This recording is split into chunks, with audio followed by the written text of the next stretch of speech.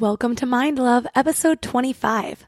Today's episode is all about self-worth, body boundaries, and faking orgasms. This concept of performance, when we're in ego, when we're in fear, we're performing so that people don't truly see our authentic self.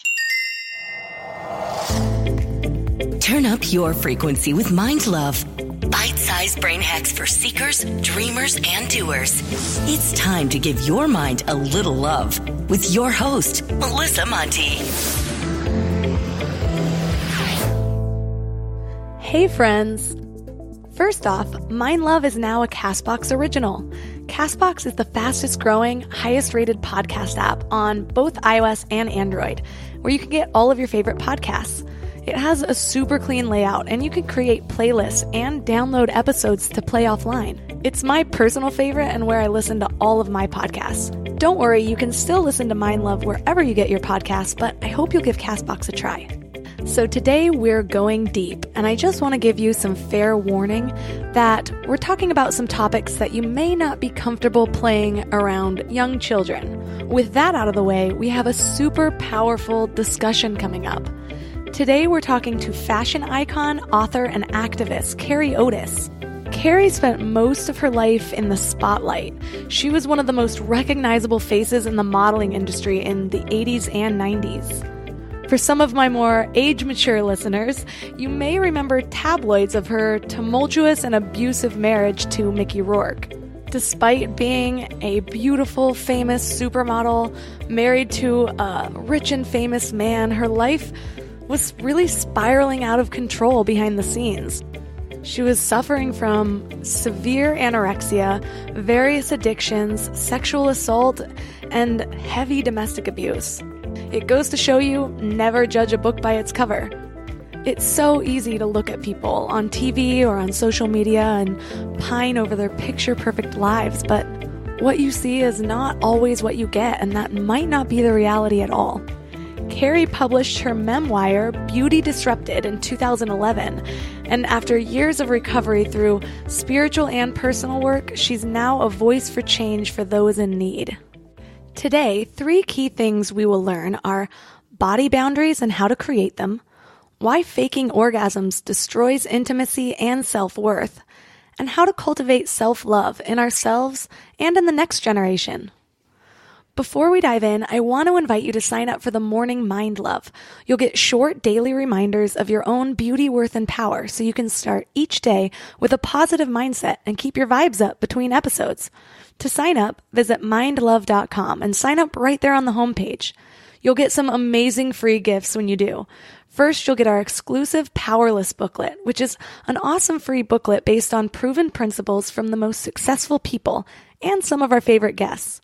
Plus, you'll get a free guided affirmation meditation set at the miracle tone, which is known to help attract love, health, and abundance into your life. The layered affirmations perfectly tune your frequency for personal transformation. So be sure to head to mindlove.com to sign up. Or if you're out and about, just text the word morning to 444-999. That's morning to 444-999. Audiobooks are my favorite way to step up my personal growth without taking time out of my busy day. Audible includes an unmatched selection of audiobooks, including all of my favorites and every single book we've ever mentioned on Mind Love, like Think and Grow Rich, Psycho-Cybernetics, The 4 Agreements, seriously, all of them. Audible members get a credit every month good for any audiobook in their store, regardless of price, and unused credits roll over to the next month. If you don't like a book, you just exchange it, no questions asked. Plus, your books are yours to keep, so you can go back and re-listen anytime, even if you cancel your membership. I use Audible every single day, and now you can join me because Audible is offering Mind Love listeners a free audiobook with a 30-day trial membership. Just go to audible.com/mind or text MIND to 500-500 to get your free book today. And now let's welcome Carré Otis-Sutton to the show. I'm thrilled. Thanks for having me. To start out, give us a little background on your life growing up. My life growing up was challenging. I was born in 1968, and so the 70s, I look at it as it was this era of as long as everything looked okay, let's not talk about it. So there was just a lot of hidden aspects about the dysfunction that was within my family structure. And my parents were both wounded and unhappy at the time. So I grew up with, I'd say, a lot of disconnect and darkness and real issues that I saw, but that were never discussed. And it wasn't like now where, people are resourced and you go to therapy and your kids can be in play therapy and it's okay. Like, it's good. We're promoting that. So that's wonderful, but it was not like that. When I was growing up, I was really neglected. Grew up with an alcoholic father and a depressed mother. And I really look at some of the challenges that have been some of the biggest gifts in my life is I grew up with a mother who was really disconnected from her femininity and from her sexuality. And there was a lot of shame and body shame. And so that was really my norm. So I moved through really, profoundly developmental years with a lack of a role model of the empowered, embodied, sacred feminine. So that was something I really, a part of my journey and where I'm at today. And I think sort of the activism and advocacy that I engage in today is really informed by my experiences in my childhood or lack of, sort of the lack of connection. When you were in your teens, you went into the modeling industry. What was your experience with the sexual harassment that you faced, and how did growing up play into the results of that? For me, growing up, I was not empowered or taught ever that I could say no about anything. I don't remember being told I couldn't say no. It was just, I was never initiated into like my daughters, they have body boundaries, they have body awareness, I've just empowered them. You say no, you check in with your gut. So I was never initiated into that wellness of connection with myself. And, as a result, there was just massive disconnect for me. So, it was kind of the perfect storm, right? You take a kid that's grown up like that with no boundaries, no really healthy sense of self and wants and needs and no way to voice them, and then put that individual into an industry that's based on, promoting objectification, premature sexualization. You can go down the list of boundary crossing that is just inherent in that industry. So I got into that industry already really wounded sexually because I'd already been sexually abused by another kid. And then also without those boundaries and into an industry that's focused on the physical body, not, who you are as a spiritual being or as an individual. And it was really rough. And the saddest thing is it was completely normal and unquestioned in my mind, the level of objectification and sexualization that I experienced both from sexual harassment. We didn't know that word then, right? It was just something you endured while on set with your agents, with bookers, with the way people talked about you. So there was sexual harassment and then there was sexual assault. And it was a pretty common and consistent situation to be in, to have to thwart off sexual advances from clients. And then there was really no mentors or no one to go to with that information. Like, oh my gosh, this happened on a shoot. Is it okay? Is it normal? Where can I go? How can I get it to stop? There are wonderful organizations in place. We have a long way to go, but the Model Alliance has fought for the rights of models within New York State so that there's actually a place to report sexual harassment, but that's only in one state that we actually have laws passed. And if you look at this as an industry that's working with our most vulnerable sector, which is our youth, and young adults, it's a recipe for disaster and it's normalized. So it was very rough for me going through my upbringing and then moving into that industry. And I really had to work diligently once I hit my bottom to restructure and recreate and heal my own wounds, moving forward, and also create boundaries for myself in my life, which thankfully are completely intact today. But I lived the majority of my life without them being intact, which I think a lot of individuals can relate to. With all of that going on at such a young age and without the tools to handle it, how did that affect you?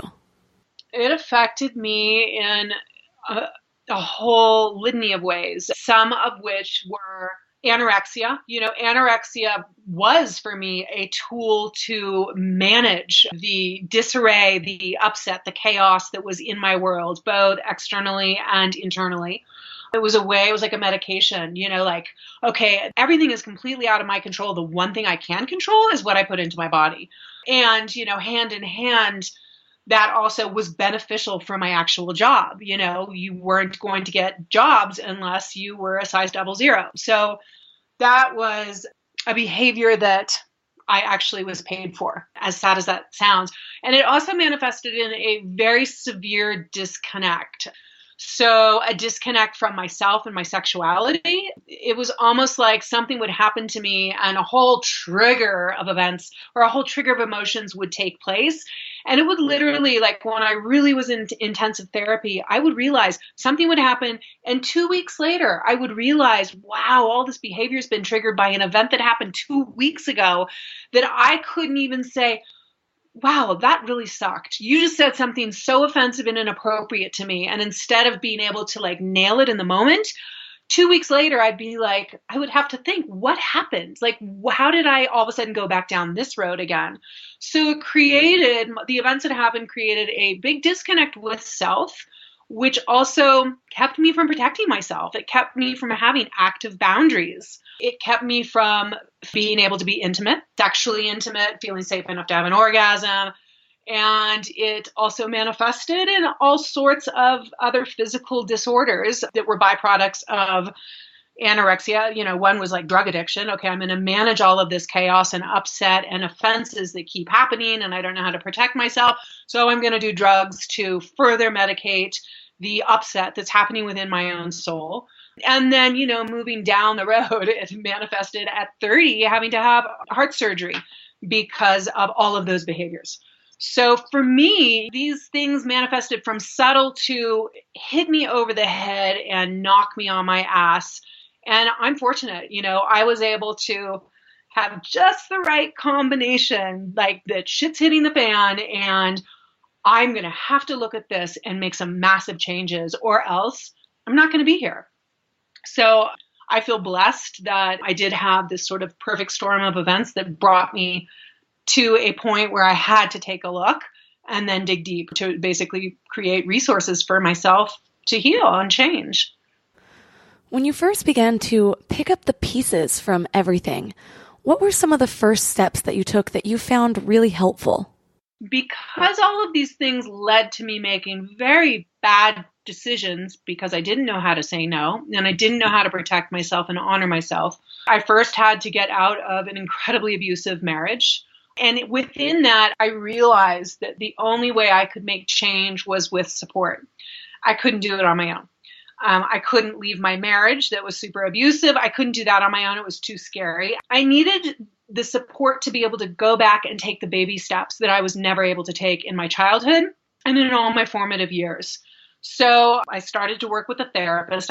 There were angels that came into my life at different times. And one angel came in as this therapist. She totally was out of the box as a therapist and physically helped me find a place, like all these things I didn't know how to do, find a place to live, move all my dogs, basically disconnect financially from my abusive ex-husband, go under the radar for long enough that I was starting to get some strength. It was baby steps for quite some time after that heart surgery. The heart surgery was the massive wake up, and then it's kind of putting the pieces back together. And because at that point, right around 30, after Saturn return and all these monumental moments, and after my humanitarian trip to Nepal, which was a game changer, I realized that my relationships, the relationships I'd been in, were usually always of this physical nature.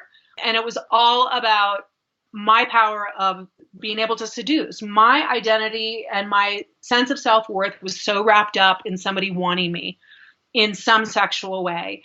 And I had a huge amount of leverage on that side as being a top model, somebody that, everybody thought they knew how it was or how I was or what it was like to look the way that I did. And so I had to do something very radical, and I took a vow of celibacy.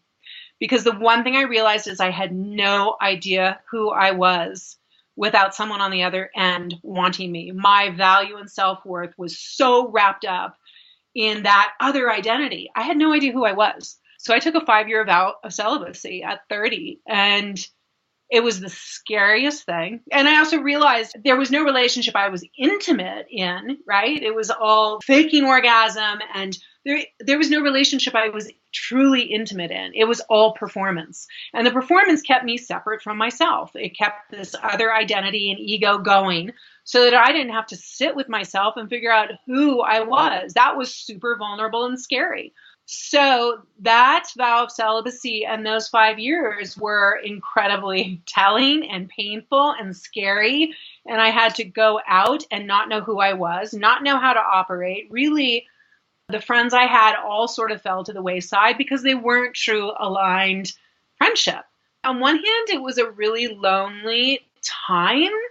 On the other hand, it was so empowering and so necessary for me to find out what I liked, what I wanted, what felt good, what didn't feel good, and create a relationship with myself where I had my back. And I became like the sole provider for once I thought was like only somebody else could give it to me. I went from relationship to relationship. This person will be able to give me to myself. It doesn't work like that, And so I became the sole provider for my own happiness and safety, and I became my best friend and my best date. And it was an incredibly powerful time. And I know that I wouldn't be where I am today without having taken that time and gone through that initiation into my own truth. What gave you that idea to take the vow of celibacy?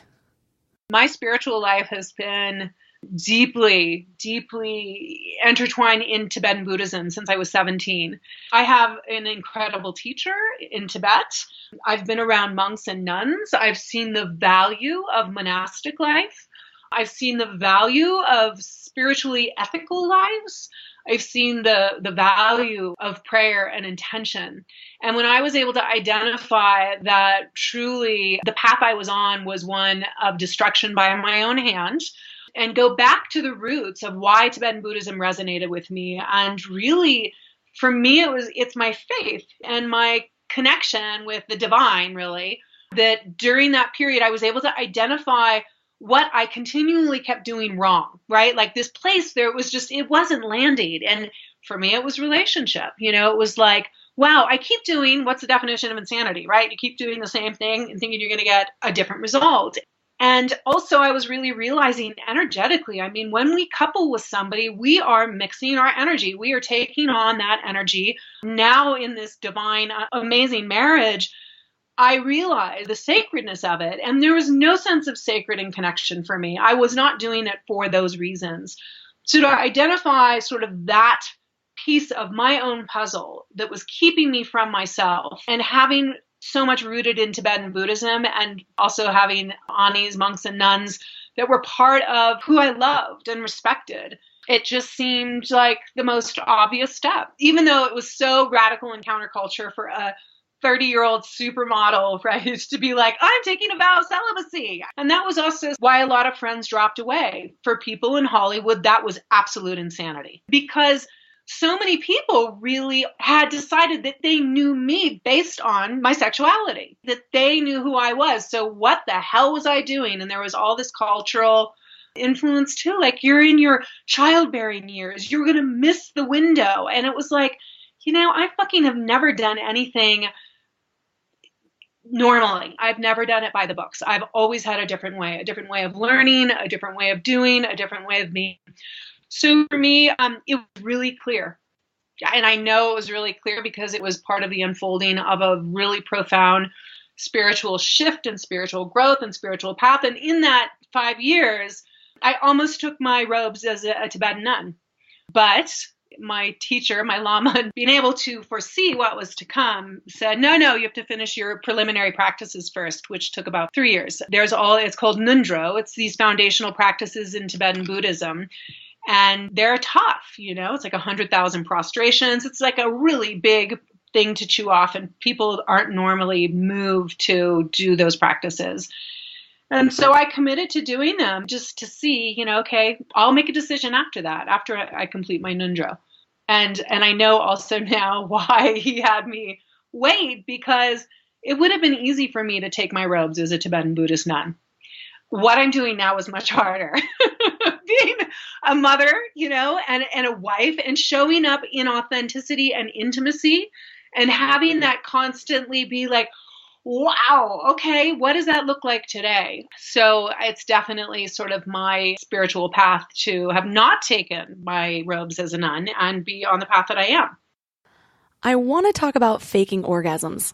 I've been wanting to bring this topic to the show for months, but I've been waiting for the right person because I wanted a personal account rather than a more clinical diagnosis. By now, most people have heard that women fake orgasms all the time. I don't know of a woman who hasn't faked an orgasm, but I don't think people really get to the heart of how big of a problem this is. To be fully transparent, I had only ever reached orgasm on my own until after I turned 30, when I gained the confidence to speak up. A lot of it was about self-worth and not believing I was worth the extra time it took to reach orgasm, not understanding that sex wasn't just about the male ejaculation, and also feeling pressured to fit this character you see in movies or porn or whatever. Why do you think it's so hard for women to give that to ourselves? I have so many thoughts. So it's something that I was pretty bold to write about in my book that was published by HarperCollins in 2011, Beauty Disrupted. And I outed myself because I too think it is such an important topic that's not discussed. And I talk to women of all ages. I mean, from late teens, 20s, 30s, 40s, and up, that have been caught in that web of they've for so long, and there's some women that don't even know if they've had an orgasm. So again, these women have been caught in that web of like, well, I've been faking it for so long and I can do this with myself, but I can't do it with a partner. In terms of sexuality and sensuality, I mean, even in Tibetan Buddhism, if you go back to Tantra, the gateway to the universe is through the feminine. It is where we all come from. It is the divine. It's the vast expanse. It is where we're all grown and birthed from. There's something so cosmic and so vast and so profound. It's sacred. And it is of a nature that right now, and you can see, we are so far from this connection. And I believe that when there is this alignment, and this is a sacred act, and we are loving our bodies, that this all comes together and this prana, this energy flows. And I think right now we really are at a time, and we might have been for a long time, but there has been this disconnect with our appreciation of the sacred feminine and the divinity of this. And we're seeing it as a result and as an extension what's going on planetarily, our disconnect with nature right now. And there's been a societal cultural expectation of women where I believe it has not been safe for women to be in that high heart alignment. We're in a time where it's not safe for women to feel vulnerable. It's not cool for women to be feminine, to have periods, to be emotional. We have a pill so you deal with your emotions. We have a pill so you don't have to get your period. I feel like it's the way that this construct is set up that kind of keeps people, it keeps people as prisoners, right? It keeps us in performance mode. And that performance is, again, like this further disconnect. So you have a lot of women faking orgasm. Why? It can feel like a death. It can completely rupture your entire psyche and being to be vulnerable, intimate, and have an orgasm. I remember when I first had my first orgasm with somebody, and it was with my current husband. And it was like, I just cried for like hours. It was the most heart-expanding, intense experience to go through because it was true love for myself, love for my husband. It was the epitome of intimacy. And I look at, why hadn't I for so long? this concept of performance. I mean, when we're in ego, when we're in fear, we're performing so that people don't truly see our authentic self. And I think the challenge is now is we really are in a time and in a culture that doesn't feel super safe to be these vulnerable, penetrable beings that we are. And physically, we are different than men. We are the ones that are penetrated. So there's a vulnerability just there in our physicality.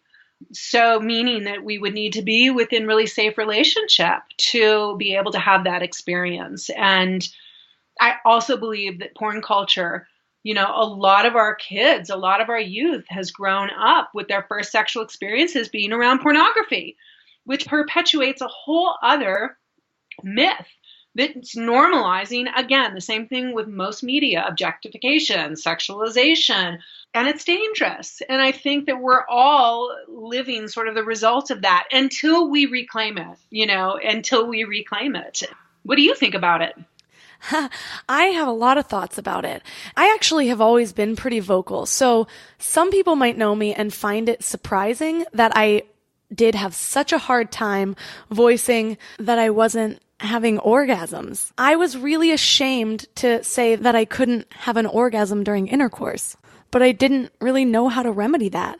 And so in a lot of my relationships, I was concerned about not wanting to emasculate him. Taking care of the other as opposed to yourself. Yeah, I didn't want to be seen in his eyes as the one woman that this man couldn't get off. That's not to say that if I had given some of these guys a chance and told them the truth, that it wouldn't have been different, but I couldn't even do that for myself.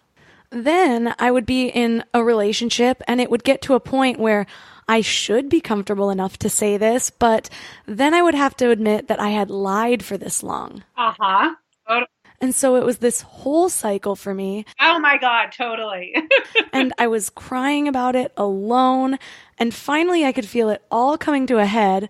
And I opened up about it. And ever since, everything is different. Yep. And I only wish that I had done it earlier. Yep. But now it's something that I talk about and I bring it up to women and sometimes my guy friends too. And the more I am open about it, the more women seem to come forward and admit that it's something that they've struggled with also. Absolutely. Absolutely. Here's the thing. I'm tired of all these Cosmo articles and advice columns that say that not reaching an orgasm during intercourse is some sort of a dysfunction. The fact is, for women, orgasm comes from the clitoris. And if you're having an orgasm through intercourse, it's likely that your clitoris is low enough that it experiences stimulation from either the base in the inside or during insertion. It's actually abnormal for women to have orgasms during sex. 80% of women cannot have orgasms during sex. So at age 18, 19, hell, 29, when all of my friends were talking about the mind-blowing sex that they're having with their boyfriends without even touching on foreplay, I call bullshit. Most women somehow feel inadequate or that it's their fault if it's not happening. But the moment that we step into our own power, voice what we need, what we want, what makes us feel good, is the moment that we're going to be exuding our radiance. The book I've referred to in the last few episodes, Pussy, A Reclamation, says a turned-on woman is a woman in her full, honest self. So step up, women, be honest. And for those lucky minorities that are experiencing super pleasurable sex every single time, more power to you. You won the lottery, so keep doing what you're doing.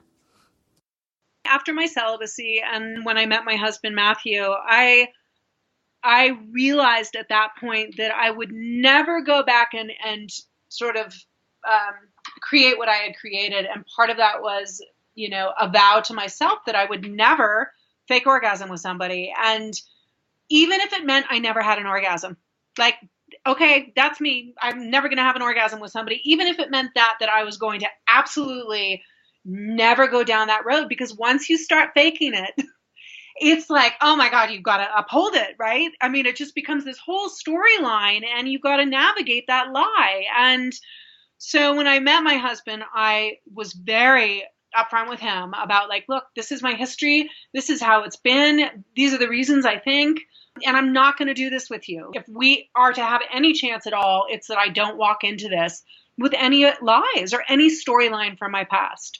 And we actually went to a therapist where it was amazing to get support around this. And it was like, okay, just because I'm fearful of intimacy, I don't want that to be the reason I don't go for this. Go for it being with this amazing individual. But that's really where I was. Like, I was so terrified of intimacy, I almost backed out of even dating him. And we brought this in and brought it to therapy. And we started out with, he gave us homework. Go home and just hold each other. And it was kind of, for me, reclaiming it was about not having any expectations. There was nowhere to go and nothing to do. There was no agenda, no storyline. There was no doing. So it was more like how to be, how to just be present with what's coming up. This feels good. This doesn't. I'm feeling really frightened now. Like, you've held me too long. And just to sort of vocalize and be present with all of that. So it was an amazing process that we got support around because I had no idea how to proceed. I had never gone down that path with anybody. I sense a lot of changes coming up with Goddess Rising and women reclaiming their power, which has already led to the birth of the Me Too movement. But you wrote your book and were pretty vulnerable with your history with sexual assault and faking orgasms even. What was it like to be that vulnerable in a book, especially before the support of the Me Too movement? It was really hard. It was hard in that I had gotten to a point in my life, I was so sick of perpetuating some myth or sitting on the sidelines looking pretty while there was like all these other stories. And I gotta say, being a mom to 2 daughters, game changer. Like, all of a sudden I'm like, hold on. There's a story everybody thinks that they know that continues to like circulate. If my daughters hear a story about me, it's going to be from me. I'm going to tell my story. And so I had to get out and go for it.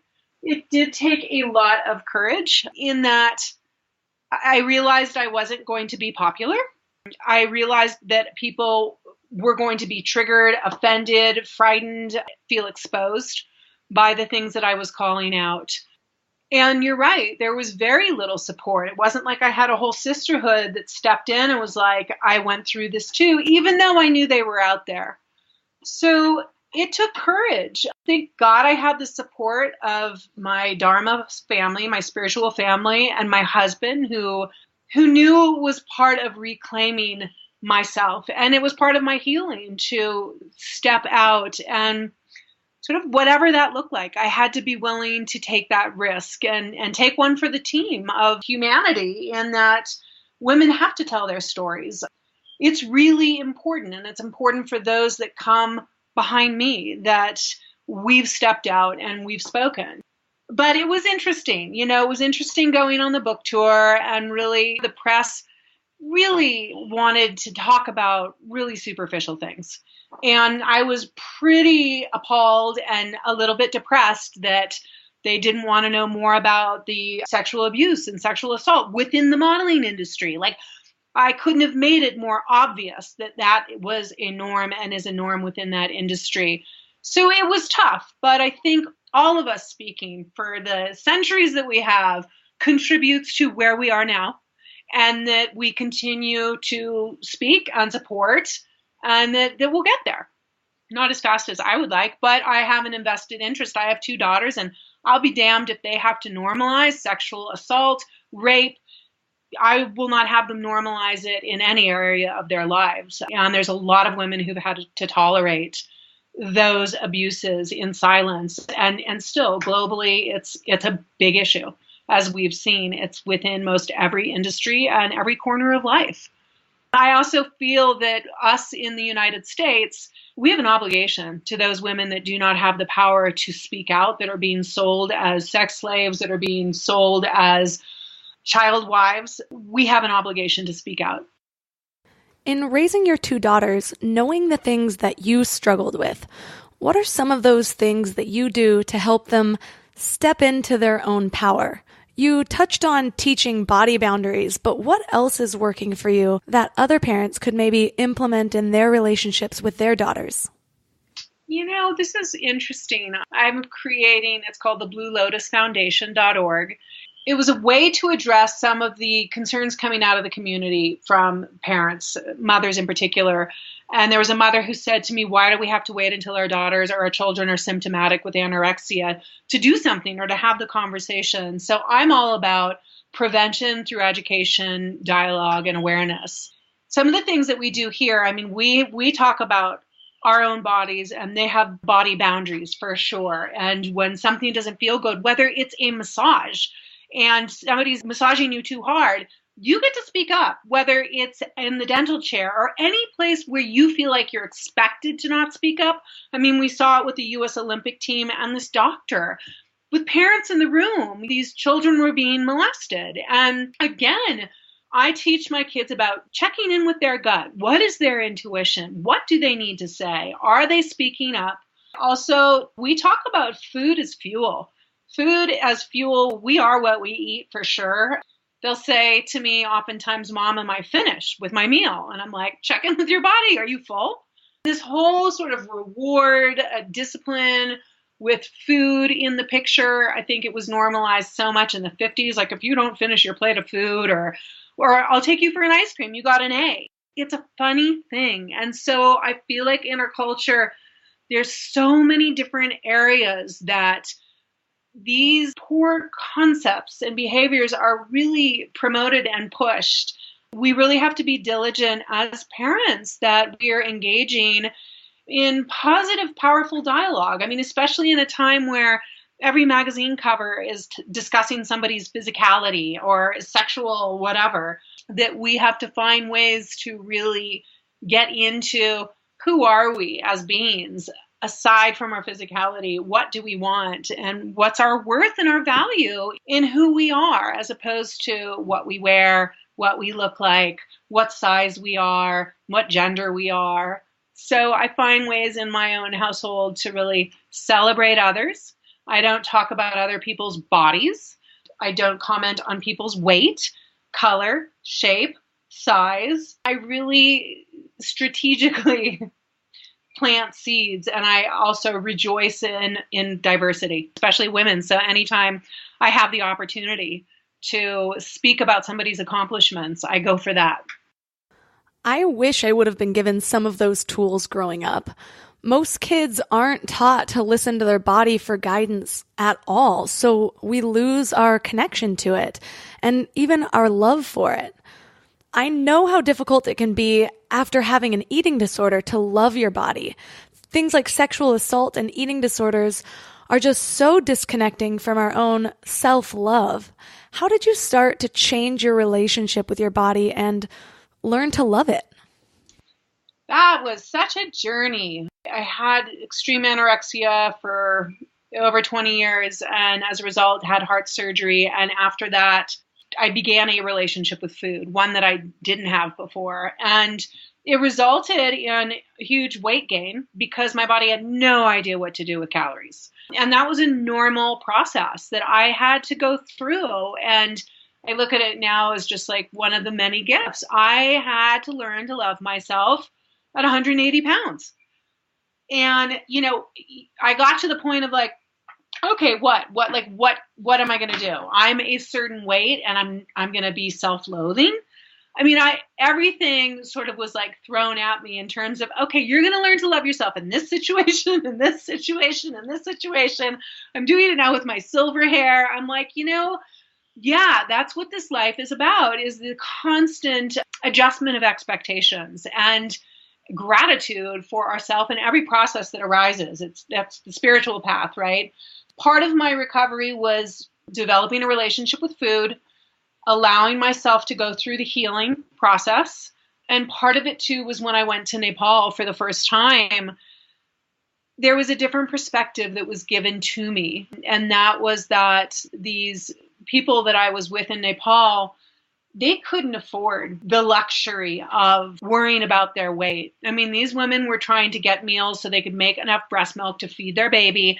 It was just a whole other reality of what most of humanity is dealing with and the day-to-day practicalities of the miracles of our bodies. And so things were really put into perspective. And then also my spiritual path was and is a huge continuum to support recovery. I mean, we can have had eating disorders and we can be recovered. I have a great relationship with food today. And there's certain diligence and maintenance in terms of my spiritual wellness, from meditation to yoga to getting outside. I think if I wasn't diligent with that baseline of, these things, like without taking a walk in sunshine, I might feel a depression or whatever that is. So there's a baseline. It's self-care. Let's look at it. It's self-care. We all need a practice of self-care because it's about self-love, self-expression. And so that too was not something given to me when I was a kid. And self-care, whether it is your yoga, meditation, walking, preparing food, is a huge part of maintaining recovery. Definitely. What are your favorite self-care methods? Ooh, well, I'm going to be doing a Panchakarma cleanse retreat from Monday through Wednesday, which is the Ayurvedic medical system is just so gorgeous. So I love massage. I love putting ghee or butter in my tea, dry brushing, hiking, yoga, meditation, time with my animals, writing, reading, a hot bath with some lavender oil, foot rubs from my husband, just this going and buying flowers at the farmer market and putting them in my home. Buying a really great scented candle and putting it on and listening to classical music. I mean, I could do books about self-care. For me, on a daily, making sure I'm doing things that are really good for me. What do you wish someone had told you when you were a young girl? I wish that I had been told that you can say no, that I could say no at any point. That I wish that somebody had told me that I was worthy and valuable and that it would all be okay. That it would all be okay. Yeah, I think those would have been game changers. Yeah, I'd say so. It's interesting because I was told those things growing up for the most part. I had a really good family life growing up, but I still fell into those same patterns of basically giving my power away. Yep. And the more I gave my power away, the less I realized I even had power. Plus, my parents taught me abstinence. And so I think to teach me anything beyond that when it came to my sexuality felt to them as it was going against their religion. Being raised by a religion that teaches that is the only way to salvation or to heaven. That once I started to realize that Christianity wasn't my path, or that there are other ways to think about the universe, then all of a sudden, most of the things I had been taught felt as though they were lacking validation or merit completely. But it definitely led to some experimentation and rebellion. Yeah, totally. I mean, the more that we give to our children a continued way to touch in on those really valuable points, we have to be diligent, right? Because it can slip. These ways of being, these empowered ways of being can get slippery if we let go of them. So I'm just all about okay, I'm going to hammer it into these kids and then they're going to go have the experience that they have. I'm pretty resigned to that. They're going to go have the experience they have, but I think they'll have a better chance in returning home or navigating their way with a really solid foundation. What positive change do you hope to inspire through your legacy? I think that there's a lack of integrity. There's a lot of people out there promoting themselves and really thinking about themselves and what's best for themselves. And I think as a community and as a culture, we really need to realize we are all one. And at the end of the day, what's happening across the planet is going to affect us. What's happening with that sister in New York is going to affect us. We're seeing it with politics right now. What's gotten in the door? So truth, I mean, it's been a rough point for me and it's made a lot of people uncomfortable, but I am definitely a truth teller and a truth seeker. And when things are incongruent, I have a reputation for calling those things out, and I have no regrets, but I would hope that I would empower other people to follow suit. For listeners that are interested in learning more about you and your advocacy, where can they find you? You can get my book, Beauty Disrupted, to find out more about me. We are just putting the website up right now for the BlueLotusFoundation.org, which talks about some of the work and things that I'm doing. I'm also represented by Iconic Focus Models in New York City, and they represent a whole demographic of women in my age range with silver hair that are happily and justly representing a realistic image of what women over 50 look like and do. There is another book in me. There is definitely another book in me. And so that I'm speaking with a couple different agents about that and what that looks like. And I think it's kind of a call in response to advocates and activists for truth and justice for women's rights, but it's really human rights. I don't limit what I do and educate to just women. We're all in this. Truth and integrity are such beautiful legacies to leave. My goal with this podcast is to be able to open up some of these more difficult discussions and just be honest with each other. So many of us are living these lives where we're trying to be what we think everybody else is, or trying to do what we think everybody else is doing. And then when you peel back the veil, we realize we're all suffering from the same things. We're all struggling with the same things.